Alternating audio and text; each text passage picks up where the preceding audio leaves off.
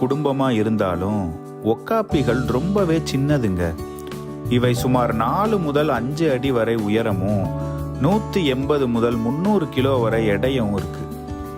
ஒட்டகச்சிவிங்கி போலவே ஒக்காப்பிகளும் தாவர உண்ணிதாங்க. இவை இலைகள், மொட்டுகள், காளான்கள், பழங்கள் மற்றும் கனிமங்கள் நிறைஞ்ச களிமண்ணை கூட சாப்பிடுது. சில சுவாரஸ்யமான விஷயங்கள் என்னன்னா, ஒக்காப்பியுடைய நாக்கு ரொம்பவே நீளமா இருக்கிறதால அதை வச்சு அதோட கண்களையும் காதுகளையும் தானே சுத்தம் செய்து கொள்ள முடியும். ஒக்காப்பிகள் ரொம்பவே அமைதியான ஒரு மிருகம்.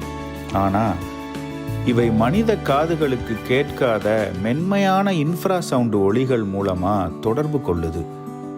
இதன் மூலமா அவற்றோட கன்றுகளை பாதுகாக்கவும் சிறுத்தை கிட்ட இருந்து தன்னை தற்காத்துக்கவும் பயன்படுத்துது. ஒக்காப்பிகள் கிட்டத்தட்ட 14 முதல் 15 மாத கர்ப்ப காலத்திற்கு பிறகு குட்டியை ஈன்றெடுக்குது. பொதுவா ஒரு தாய் ஒக்காப்பி ஒரு பிரசவத்துல ஒரு குட்டியை மட்டுமே ஈன்றெடுக்குது. நன்கு வளர்ச்சி அடைந்த நிலையிலேயே பிறக்கிறதால குட்டிகள் அது பிறந்த சில மணி நேரத்திலேயே எளிதா நிற்கவும் தங்கள் தாயை பின்பற்றி நடக்கவும் செய்யுது. வேகமா வளர்ற கன்றுகள் ஒரு வயதிலேயே கிட்டத்தட்ட முழுமையா சுதந்திரமா இயங்க ஆரம்பிச்சிருது. ஒக்காப்பிகள் ஒரு அமைதியான மற்றும் தனிமையை விரும்புகிற ஒரு விலங்கு.